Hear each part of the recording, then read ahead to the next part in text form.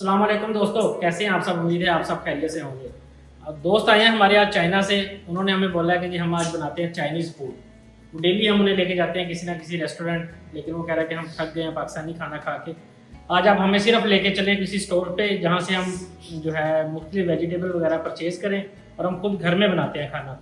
तो अभी चलते हैं यूरो स्टोर, वहाँ से चीज़ें परचेज़ करते हैं, फिर वापस आके घर पे खाना बनाते हैं। तो जनाब, हम अपने चाइनीज दोस्तों के साथ ग्रोसरी करने के लिए मार्केट पहुंच गए। सुपर स्टोर पहुंचे ही थे कि हमारे चाइनीज भाई ने एक फल उठाया और बड़े फख्र से कहने लगे, देखो ये चाइनीज फ्रूट। मैंने कहा ये चाइनीज नहीं, ये जापानी फल है। तो आराम से बोले, चाइना से आया है ना, तो चाइनीज हुआ।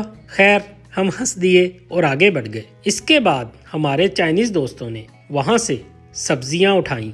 जैसा कि चाइनीज सब्ज सब्जियां खाने के बहुत शौकीन हैं, तो सबसे पहले इन्होंने वही उठाई। ये हमारे चाइनीज दोस्त पहली दफ़ा पाकिस्तान आए थे। हमारे चाइनीज दोस्त चाइनीज मसाले ढूंढने के लिए स्टोर में एंटर हुए।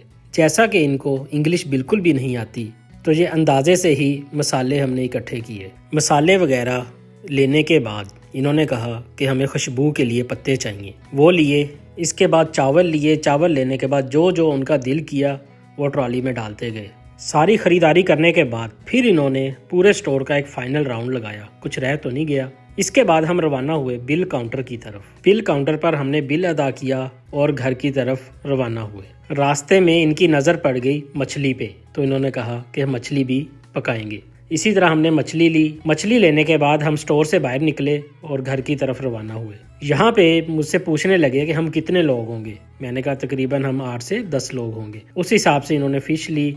हम पहुंच चुके हैं घर और तैयारी शुरू हो गई है। ये मिस्टर वांग हमारे कुक दोस्त, इनका बेसिकली चाइना में कंस्ट्रक्शन का काम है। तो ये कह रहे थे कल इनकी फ़्लाइट है, तो इन्होंने कहा हम आपको खाना बना के खिलाते हैं। तो बस इन्होंने अभी स्टार्ट कर दिया है। साथ साथ आपको दिखाते हैं कि ये किस तरह बना रहे हैं। अभी ये लहसुन वगैरह काटा है इन्होंने, लहसुन है, अदरक है, ये थूम रेडी किया है, ये पोटैटो, चिकन, उधर वो अभी फ़िश फ्राई कर रहे हैं।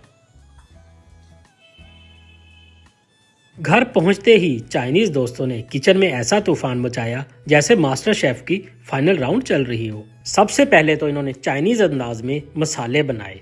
मसाले बनाने के बाद मछली के पेट में अदरक, लहसुन, हरी मिर्च, इन सब चीजों से इस तरह लोड किया जैसे अभी सुपर पावर निकलने वाली हो। फिर थोड़ा सा मिर्चों का तड़का लगाकर मछली को चूल्हे पर रख दिया। अब अगली बारी थी गोश्त की। चाइनीज लोग रेड मीट को अवॉइड करते हैं और अगर रेड मीट खाएं भी सही तो सब्जी लाजमी डालते हैं। तो इसके बाद इन्होंने जबरदस्त आलू गोश्त तैयार किया। साथ में इन्होंने सैलेड काटा। कोई भी चाइनीज खाना है वो सैलेड के बगैर अधूरा है। फिर बारी आ गई बंद गोभी की। बंद गोभी को भी वो तड़का लगाया जिसकी खुशबू से पूरे घर को चाइनीज पाकिस्तानी फ्यूजन बना दिया। फिर चाइनीज दोस्त ने उठाए टमाटर, साथ में लिया अंडा। टमाटर और अंडे का मिक्सचर बनाई। मैंने दिल में सोचा, यार ये भी कोई डिश है। लेकिन यकीन करें, जब हमने खाना खाया तो मान गए, चाइनीज के सादा खानों में भी वो जादू होता है। यही चाइनीज की सेहत का सबसे बड़ा राज है। ये जो हमारे शेफ हैं, इनकी एज 55 ईयर है और इनके जो दोस्त हैं साथ, उनकी एज 58 ईयर है। वजह सिर्फ यही, सादा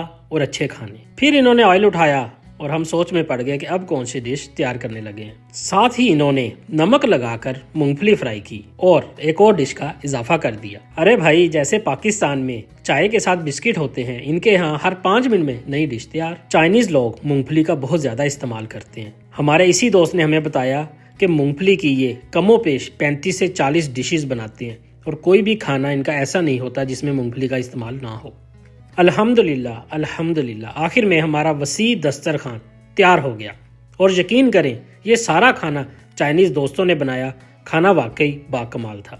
खाने के बाद चाइनीज दोस्तों ने एक और तजर्बा भी कर लिया। आपने सुना तो होगा कि मछली के बाद दूध नहीं पीना चाहिए। तो चाइनीज ने दूध निकाला और बोले, हम तो पीते हैं, कुछ नहीं होता। हमने भी पी लिया और वाकई कुछ नहीं हुआ। मैंने कहा, वाह, हम पूरी जिंदगी डरते रहे और इन्हें कोई मसला ही नहीं। चाइनीज खानों की सबसे अच्छी बात यही है कि मसाले कम, तेल कम, मगर जायका भरपूर। और शायद इसीलिए ये लोग हमेशा फिट रहते हैं। इसीलिए इन लोगों की एवरेज एजेस भी ज्यादा हैं। इसीलिए इनकी उम्र का अंदाजा लगाना भी बहुत मुश्किल है। ये अपनी उम्र से कम ही दिखाई देते हैं। चाइना से आए हुए हमारे ये दोस्त, हमारे ये मेहमान बहुत ही खुश हुए और इंशाल्लाह बहुत जल्द हम अपने चाइनीज भाइयों के साथ मिलकर पाकिस्तान में आप सबको एक बहुत बड़ा सरप्राइज देने वाले हैं। तो हमारे साथ जुड़े रहिए, अपना ख्याल रखिए। अभी के लिए अल्लाह हाफिज। हमारे चैनल को लाइक, सब्सक्राइब और फॉलो करना बिल्कुल भी ना भूलें।